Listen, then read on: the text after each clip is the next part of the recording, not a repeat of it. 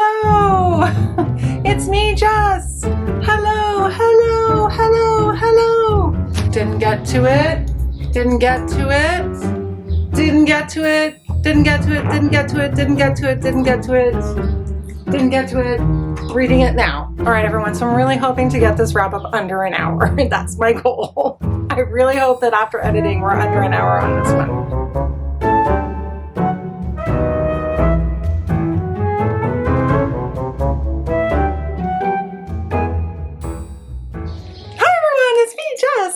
It's been a minute. Hello, granola. All right, the lighting in here is not fantastic. It has been raining and yeah, just dealing with the rain. Happy about the rain because, as some of you may have been following, we have been having some problems with forest fires here in Quebec. So I guess we're expecting some hazy days ahead. Should be fun. Should be great, you know, got to close the windows and not breathe in the air. Good times. But we're not here today to talk about global warming. We're not here today to talk about smoke inhalation. We're here today to talk about the books that I read in May. So for those of you who have been following my channel, and for those of you who know me, you will have seen my fun, excitement-filled TBRs for May, except for one, which was the Misery May TBR, which wasn't as exciting, but was fun to make regardless. And you will have noticed that I have eyes bigger than my eyes were too big for my TBR, let's put it that way. And that comes as no surprise, I'm sure, to many of you. I'm sure you watched those videos and you're like, Jess, you're never going to read all those. You always pick so many books, you never read them. I still have a lot of fun making the TBRs, so do let me know in the comments below if you enjoy watching them or not. You can let me know if you don't like watching them as well. All that to say, I have quite a number of books that I read, and the thing about an ambitious TBR is that what I find is that it does make me, in the end, read more books than I would if I wasn't thinking about books that I wanted to read and participating in things like May the Forest Read With You and the readathons that were happening in May. And so I had a lot of fun. I don't know what level I got up to in the May the Forest Read With You. This reading wrap up is not going to be one where I go back and I reflect on the choices that I made in those TBRs. I'm just going to talk about the books that I read because I read a wide range of different types of books this month and I had a great time. I did the buddy read for Jude the Obscure and I did another buddy read with Lori, and so really it's 9 books that I finished and 1 DNF. Yes, there's a DNF. Should we talk about the DNF first? Maybe we need to talk about the DNF first. Okay, so the DNF, sorry everyone who loved this book. This book, Hotline by Dimitri Nasrallah, I DNF'd at, it was 109 pages of a 257-page book. I think that's totally fair for me to have given it that chance. This book did not work for me at all. I really tried. I really tried to suspend my disbelief. It's set in the 1980s in Montreal. I was super excited to read this because it kind of has elements that I think are very persuasive in terms of these are ingredients that would make an interesting novel. It's about a woman who's immigrated to Canada from Lebanon after the war. She had lost her husband in the war and she has a young son, and she's relocated to Montreal, and it's just about her experiences adjusting to life in Canada, and particularly in Quebec, and particularly in Montreal. She ends up with a job for a company that sells like a Weight Watchers, like kind of a take on Weight Watchers, and she coaches clients through their experience over the phone. Yeah, that's the story. I set up so that there are a few flashbacks to her time in Lebanon and a little bit of a backstory about what happened to her husband. She's a very unhappy character, and you can certainly understand why she's not happy. I just had a lot of problems with this book that I couldn't ignore. The main issue that I had was this was an example of a young male writer. He was born in Lebanon in 1977, so if you do the math, I guess he's in his 40s, writing about a middle-aged single mother. And it just wasn't working for me. I found it to be she was very sort of stereotyped, and the issues that she was facing were kind of stereotyped. Like there's a scene when they have to buy winter clothes because of how cold it is in Quebec, and they go to the bay to look for winter clothes. And I don't know, like this was one among many scenes that I just felt was not very original and not so interesting. So I don't want to get into I don't want to trash this book, because I think many people who have read it found merit in it and enjoyed it. I thought there were flaws in the way the time era was presented in the novel. I can't point specifically to anything, but I just remember a couple of times reading and thinking, I don't think they had that in the 80s, or I'm pretty sure that wasn't something in the 80s. And that kind of stuff really does get to me. It's something, the second thing is something that I can overlook if there are other things that are interesting to me about the book, but this just wasn't it for me. It wasn't capturing my interest. I didn't find it, I just found it to be very flat. I don't know, it made me remember when we had some news coverage of some immigrants that came in from Syria, and our Prime Minister, Justin Trudeau, went with these Syrian refugees and was buying them winter coats. And I was like, I feel like, I don't know, I just felt like there was something about this that was just wholly unoriginal. And it really, really bothered me. So that was a DNF. And for those of you that have been watching my channel, like, it takes a lot for me to DNF a book. Oh, this really bothered me too. Okay, so she speaks to people on the phone. There was one scene, I think this is the scene where this was at page 105, and I was like, I put the book down at the end of this chapter. I was just like, I can't do this because this is not believable to me. She has a conversation with one of the callers who is a man. This just was not believable. So one of the parts of the novel, or one of the storylines of the novel, is that, or one of the ideas that is in this novel, is that because she's talking to strangers, but something about her manner means that they open up to her and they're complete strangers, and how sort of her discomfort with that. And this person she's talking to opens up about cutting himself. And I just, within a few first sentences of the conversation, and I just thought, this is not believable. There's no way. I don't believe this. I don't know. I really didn't sit well with me. And I couldn't read it. I couldn't continue to read it. So very sorry. If you feel differently about Hotline, cool. Talk to me about it in the comments below. I know I'm not going to read it again. I will probably donate it to my local book box. That was a big flop for me. And I was so disappointed, because on my TBR for May the Force Read With You, that was like the book that I hadn't gotten to yet that I was really excited to read. So that was just a big old disappointment. The next book that I read for May the Force Read With You is another Canadian writer. This book kind of blew me away. It was so good. So I had a great experience reading this. It's called The Rooftop Garden by, I hope I say her name right, Menaka Raman-Wilkes. And this was so good. This little book is about two characters who were friends when they were kids. It's billed as a political thriller. I guess it is, but it was quite literary. And so it says the psychological depth of literary fiction. I think that's true. It really felt like reading literary fictions, more so than reading a thriller. So Nabila and Matthew are the two main characters, and they played together when they were children in this rooftop garden.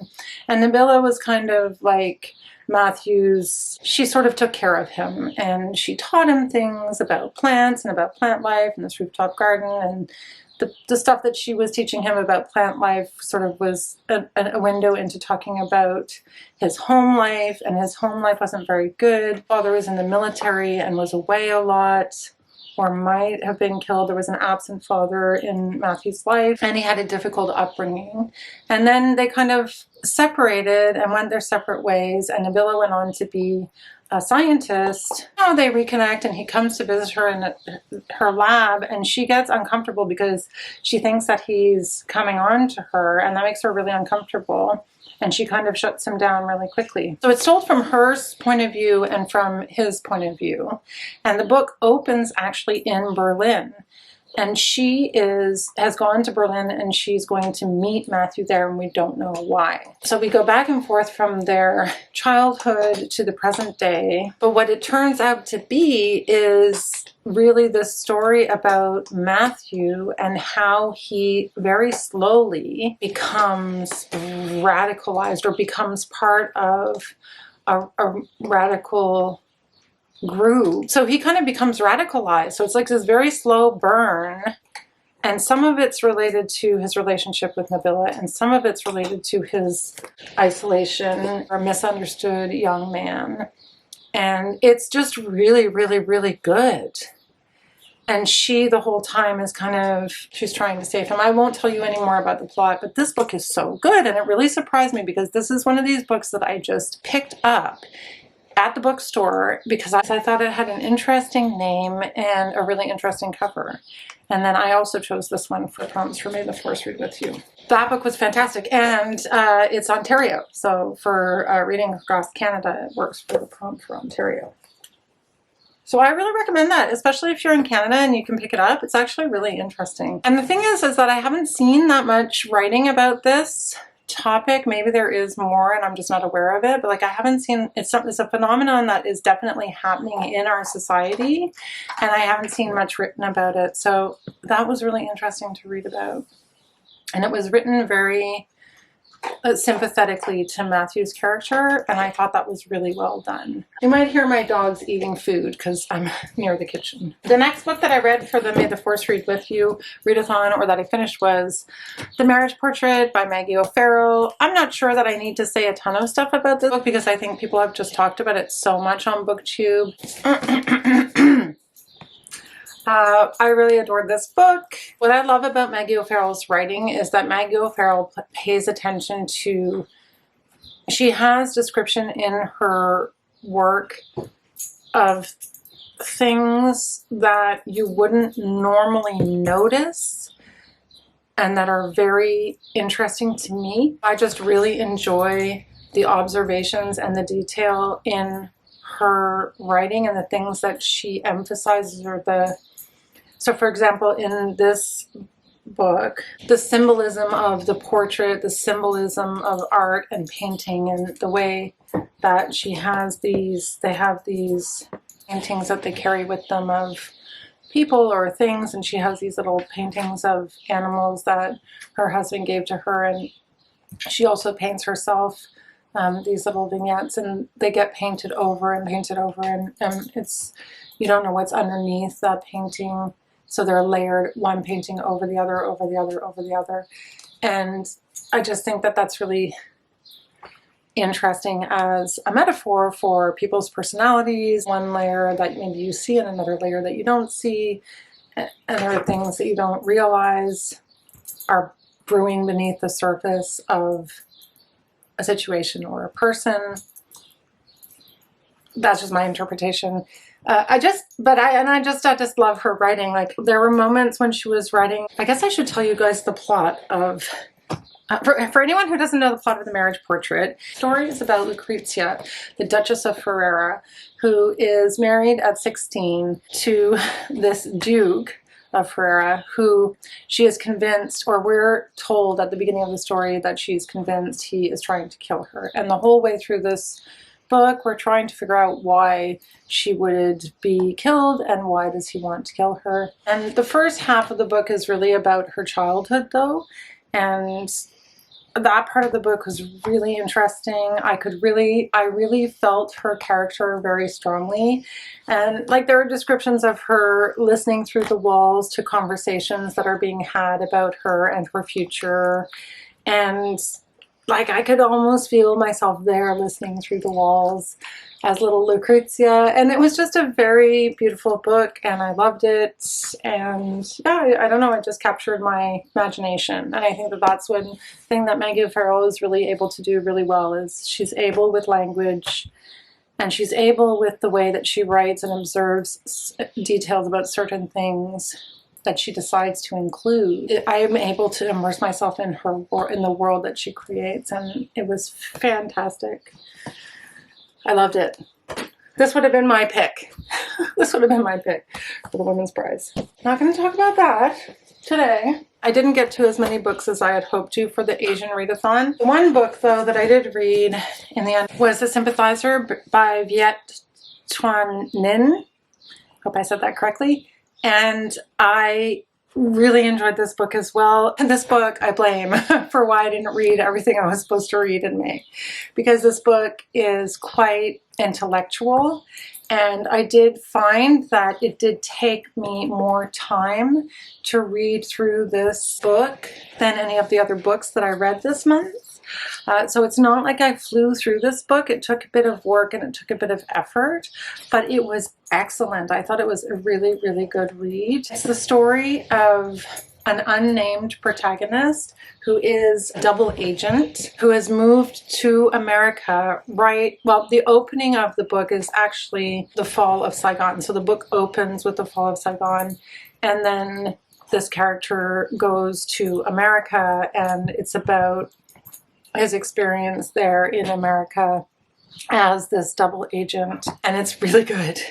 Really, really interesting. I learned a lot when I read this book because I didn't know that much about the Vietnam War. Like, I mean, I know broad strokes, obviously, about the Vietnam War, but I didn't know as much about kind of the internal political situation in Vietnam. So I learned a lot when I read this book, and I really appreciated that. And at the same time, it was so engaging. It was so well written. I marked so many pages with different passages, and he has all these different experiences. Like, goes to Hollywood and he meets this author who's writing this script about an Asian character, and he's trying to get inspiration from him for this character and wants to write it authentically. So I'll just read you a passage from the beginning of the book. This is during the part of the book where he's writing about the fall of Saigon, and he's writing about other soldiers. Just to give you a sense of the writing, because I've said it's very intellectual, but it's also just really, really good. So this will give you a sense. But the thing about this book is that it's this level of writing throughout the whole novel. So you really have to be on when you're reading this book, if you know what I mean. They're singing along to Yesterday by the Beatles.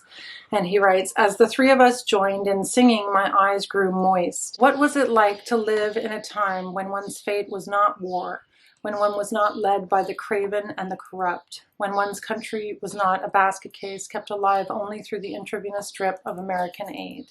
I knew none of these young soldiers around me except for my blood brothers, and yet I confess that I felt for them all, lost in their sense that within days they would be dead or wounded or imprisoned or humiliated or abandoned or forgotten. They were my enemies, and yet they were also brothers in arms," because he's a double agent. "Their beloved city was about to fall, but mine was soon to be liberated. It was the end of their world, but only a shifting of worlds for me. So it was that for 2 minutes we sang with all our hearts, feeling only for the past and turning our gaze from the future, swimmers doing the backstroke toward a waterfall." I mean, this writing is like high-level writing, but it's like high-level writing through the whole book. So I can completely understand why some people found it to be a bit too much. I just learned so much from reading this book, and I think it's just a very sophisticated and thoughtful exploration of living as an immigrant on the one hand in America, working as a spy, and the things that he had to grapple with to survive, I guess. So there's a couple of themes in this book that I'll just highlight. One is the theme of identity, because we do have this character who is this double agent, and he is, the whole time in this novel, he's struggling with his identity. He's got a Vietnamese heritage, and he's got a Western education and a Western upbringing. He really struggles with his identity, and he really has to straddle different cultures and different ideologies within those cultures throughout the book. And so that was really fascinating. And he also really doesn't shy away from like the atrocities of war and all of the horrendous things that men are forced to do in situations of war or situations of survival. And I think that that was really well done. So parts of this book are very, very dark. Like at one point I thought, oh, this would have been a good pick for Misery May. But at the same time, there's a lot of humor in this book. So it's also very, very, very funny. So it's a very good balance of the dark with humor. And he also deals with colonialism and the entrenched stereotype or stereotypes of Asian people living in America that they have to grapple with. It's also got this aspect of it's a spy story. It's like a spy thriller. So all of those things combined, I think, made this book good. So if you're up for something like that, I would definitely recommend it. I definitely will remember this one for a long time. I also read something really fun this month with my book club. We read Curtis Sittenfeld's romantic comedy, which was a really fun read. It's a story about Sally, who's a writer on a sketch comedy show very similar to SNL. She falls in love with one of the guests, musical guests, who is a big celebrity, and it's a very witty, very funny kind of exploration of this quirky relationship that is one that you wouldn't normally expect between a celebrity and a writer who's obviously intelligent but not necessarily like a model or anything like that. I liked it a lot better than Emily Henry romances that I've read. I think it's just that Curtis Sittenfeld's really good at writing characters, and the parts that she wrote about the behind the scenes of the sketch comedy show, the SNL show, in the first half of the book were really, really funny and really well done, I thought. So if you want a light read for the summer, I think romantic comedy is a good way to go. I'm keeping it brief because I have a lot of books to talk about in this wrap up. But yeah, I enjoyed it. I think it was a good, solid, entertaining, good counterbalance to some of the more serious books that I read this month. Okay, so then there are two books. There are two books that I'm still reading, not quite finished. I wanted to finish them before I filmed this wrap up, but I guess they're carryovers, but I'm going to talk about them because there were books that one I chose for the Asian Readathon and one that I chose for Misery May.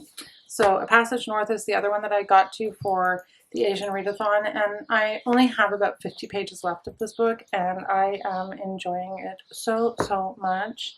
It is really, really, really good. It's good for completely different reasons than the other books that I've talked about already.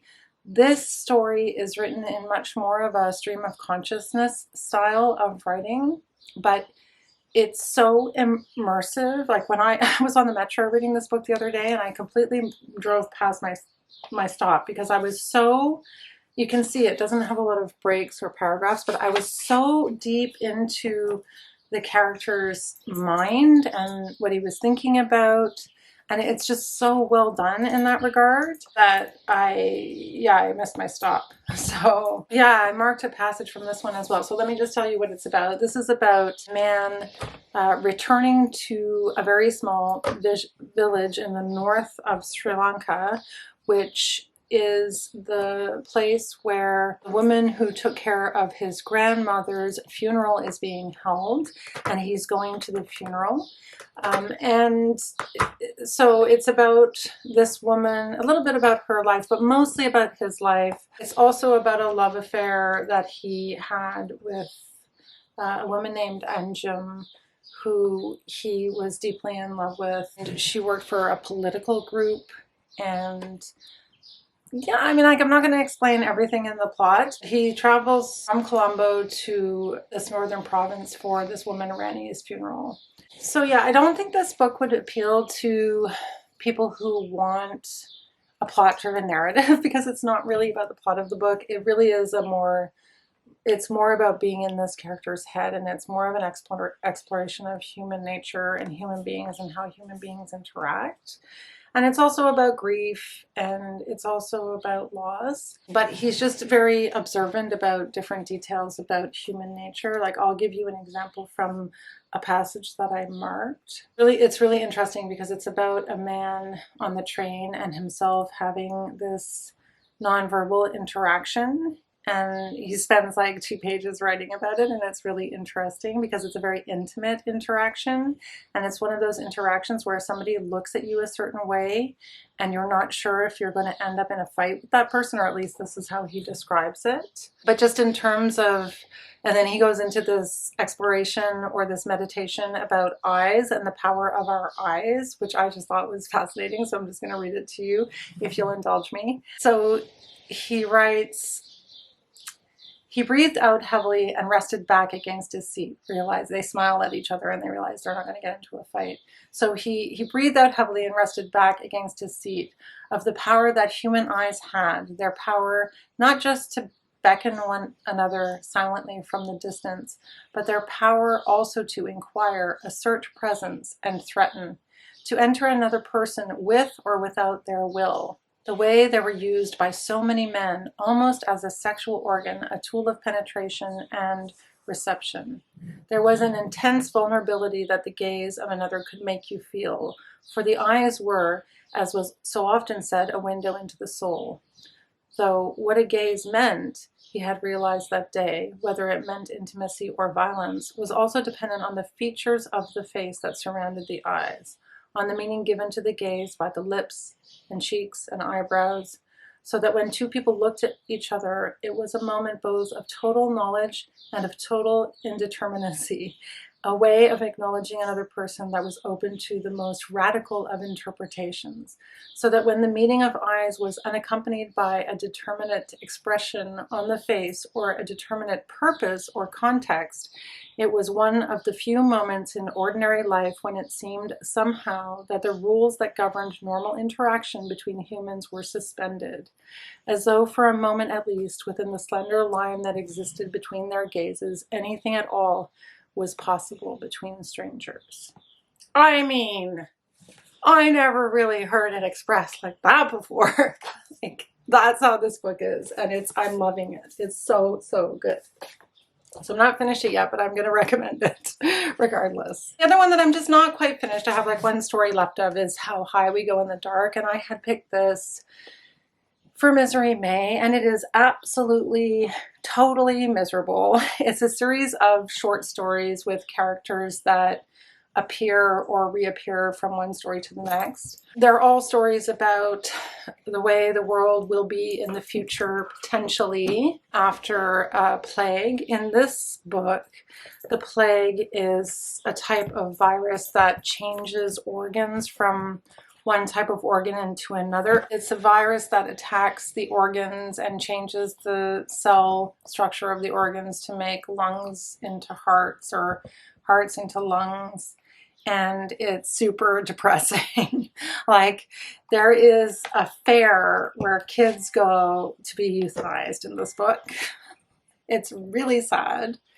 Like, super, super sad. I think the story that I like the most so far is this story about a virtual reality cafe and a man who visits a virtual reality cafe, and he spends all of his time in this VR world with this woman who he kind of falls in love with, and then he starts to sort of stalk her. I know it sounds creepy, but I really liked it.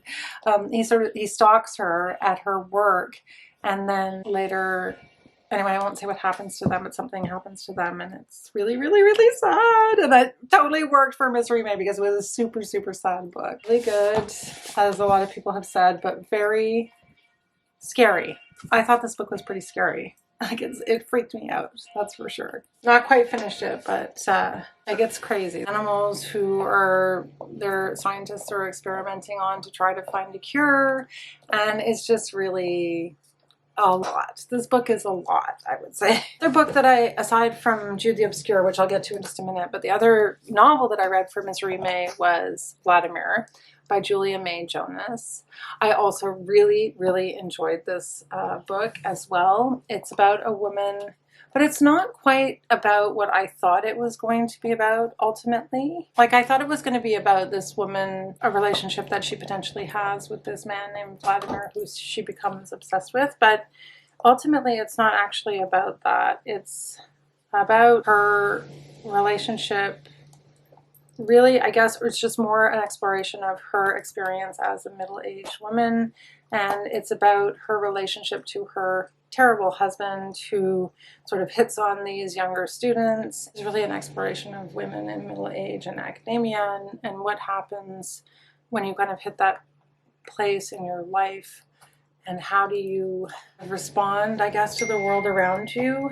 And in particular, in this woman's case, how does she respond to calls for her to resign and calls for her to leave her husband because of his behavior, and the reasons why she makes the decision to stay with him, and the reasons why she responds in the different ways that she does, which changes over the course of the book. And I just thought it was really good. I thought it was really interesting, and it's presenting and ideas around some of the topics and some of the situations that are happening in the world that shows a little bit of a different perspective on, you know, how to respond. It's not necessarily a perspective that I personally agree with. Yeah, I mean, I think it was really interesting because it really sort of shines a light on women who are in relationships with men who behave really badly, and the reasons why they stay in those relationships or feel they have to stay in those relationships. It just also seemed to me like a really interesting exploration of being a middle-aged woman in the world, which I've been thinking about more and more, and I do think that it's a very particular kind of experience, and one that isn't explored all that much in the world, and it's a bit surprising considering how many middle-aged women there are in the world. The only thing about it that I didn't like, it got a little weird actually. It got a little weird, and she behaved really, really badly in the book. I'm not going to say what happened, but it did get a little weird, and she behaved terribly, and it was really shameful, some of the things that she did. A lot of the characters behaved really badly, and it was just a really interesting book that I think I'll probably be thinking about for quite some time. Anyway, if you've read Vladimir, I'd like to hear what you think about it, because yeah, I don't know that many people who've read it, and I don't have anyone to talk to about it with, so let me know in the comments below if you've read it and what you thought about it. Yeah, terrible characters in this book. Terrible, terrible behavior, terrible characters, just terrible, terrible, terrible, terrible, like so much shame. So I'm just going to quickly talk about Laziness Does Not Exist by Devon Price. This is the only nonfiction book that I read this month, and I read it for Mental Health May. I'm glad I read it. I think that some parts of this book were helpful, important for me to think about in my own life. Things like setting boundaries and making time for naps. Everybody, the moral of this book is have a nap. No, I mean, I do think that there's a lot of recycled material in this book, stuff that I've already heard before, a lot of stuff about, you know, not being the perfect parent and not being the perfect this or the perfect that. I do think that it still presents itself as a self-help book, which I think is problematic, just because really the reason why people are so perfectionist and overtired and burned out is because of the capitalist society that we live in. And Devon acknowledges this in the book, but the solutions that are offered are a lot of solutions from other self-help writers that are really things like prioritize certain things in your life and let other things go. All very, very good advice. But as someone who's already done that type of therapy and already tried to make priorities in my life, I still struggle on the daily with exhaustion and feeling tired and feeling burnt out. And it's not laziness. I mean, I think that the title is very smart, and I do think that the word lazy should be banned because of the associations that we make with laziness to, like, we associate laziness with poor people, we associate laziness with fat people, we associate laziness with parents or people who don't try hard enough. Like, I thought about it a lot. It was actually really good because it did help me to think a lot about my approach to teaching and my students. And I do hear that all the time, and teachers do refer to kids as being lazy, when really what's probably going on is that they just have way too much going on in their lives. So I think some of it was really, really helpful and made me think, and I'm really glad that I read it. But then on the other hand, I did find it a little bit too self-help oriented in terms of solutions. So kind of mixed feelings about this one. Beautiful cover nonetheless. I saved the best for last. I also read for Misery May the group read of Jude the Obscure by Thomas Hardy, and it's no big surprise that I really, really loved this book. I thought it was so fantastic. I loved the character of Sue, which is one of the main characters, and Jude. It's funny because we did this as a group read, and other people were annoyed by these characters, but I really as they really resonated with me. And this is a miserable story about a man who starts out as an orphan and really tries to make something out of his life. He wants to go to the fictional University of Christminster, which is supposed to be based on Oxford, but he just is never able to find his way into these gated areas in society like academia, like the church, and his ultimate fate is to marry and do laboring work. I think he ends up doing laboring work. I think at one point he tries to be a baker. I think that Hardy has just done such a phenomenal job of demonstrating that we're not the masters of our own fate, that our societies are set up in a very specific way to keep certain people out and to keep other people in. That marriage, at least at this time when he was writing, was definitely not, it was a way to, he has negative views on marriage for sure. In this story, marriage is something that holds the characters back, in particular Jude, because he meets this character Arabella very early on in his life, and she kind of nabs him as a husband, and his loyalty and his sense of obligation to that institution of marriage and to her stop him from being able to pursue the things that he wants to pursue. So, I mean, I won't tell you the whole plot of the story, but it's my first Hardy read, and I was really impressed at how accessible it was. I was really impressed at how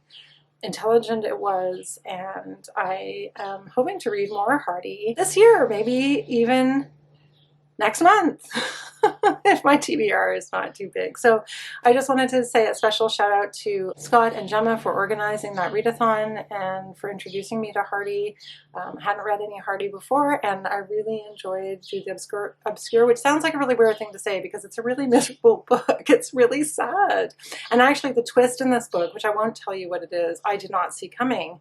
So again, I think Hardy does a really good job here with the plot itself, with the characters, and also with the level of social commentary that he makes through the story.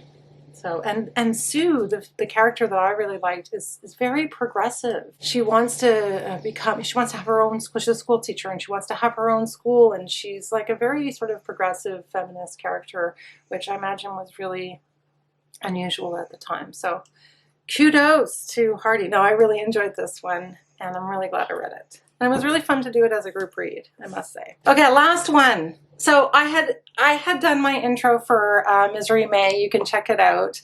And the debate was, oh, who's more miserable, Franz Kafka or Thomas Hardy? And now that I've read Jude the Obscure, I think, Scott, I'm going to make the argument that I think Kafka is more miserable than Hardy.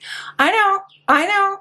Might not be your popular opinion. You might disagree with me, but I read The Hunger Artist, and The Hunger Artist is really upsetting and miserable and horrible. Okay, so for a man to be able to create that much hell and misery in a short story is quite phenomenal, I must say. Now, I haven't read any of Hardy's short stories, but The Hunger Artist is a story about...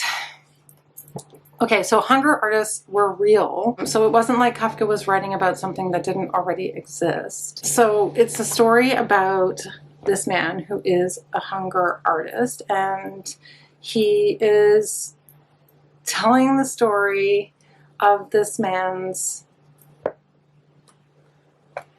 like, how seriously he takes his work as a hunger artist.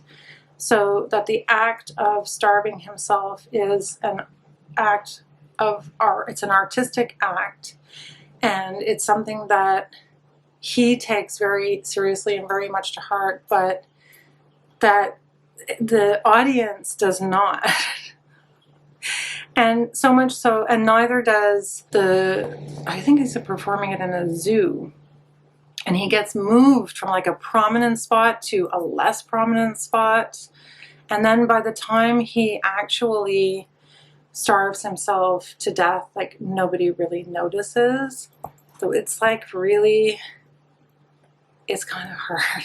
It's really intense. And I think it's a metaphor for our own, as humans, our desire for recognition and validation and to be seen for our artistic endeavors in the world and how committed we are to those things, but how other people maybe don't appreciate them so much. So it was like very depressing, right? Very, very depressing. The absurdity of life, like why are we here? Obviously that's Kafka's main theme, but this story is really haunting. Like I don't know if anyone else has read The Hunger Artist or what you think about it, but I'd be curious to know what you think in the comments below. But man, it was very depressing. Like it was a real drag.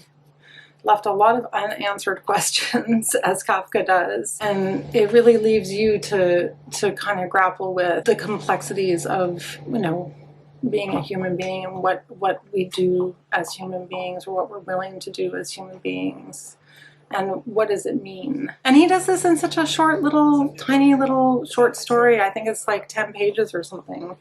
12 pages or something like that. I think the reason that people don't like Kafka is because of how ambiguous he is, or at least I think that's what I've heard. But I'd be curious to know in the comments below, let me know. So yeah, just the Hunger Artist himself, like his internal struggle and his pursuit of his art, his relentless pursuit of his art. And there's at one point in the story, a point where like they talk about people, hunger artists who fake it, who actually like eat on the side, and how offended he is about that because he's so true to his art. And I don't know, it was just really depressing and really sad. So I think Kafka's there. I don't know. I mean, I think he's a pretty depressing. It's pretty depressing stuff. And actually, that is the end of the video. Thank you so much for watching. If you made it to the end of this video, I have a couple books that I talked about that are carryovers. Like I'm reading Black Cake, that's a carryover. I managed to start Our Wives Under the Sea, but I haven't gotten into it too far. So yeah, I have a couple of carryovers from May that I'm going to be reading, hopefully finishing in June. I'm still planning to do my vlog, so if you are new to the channel, please don't forget to like and subscribe and all that jazz, and I will see you all in the next video. Bye!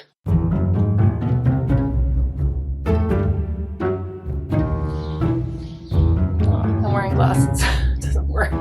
To enter another person with or without their will.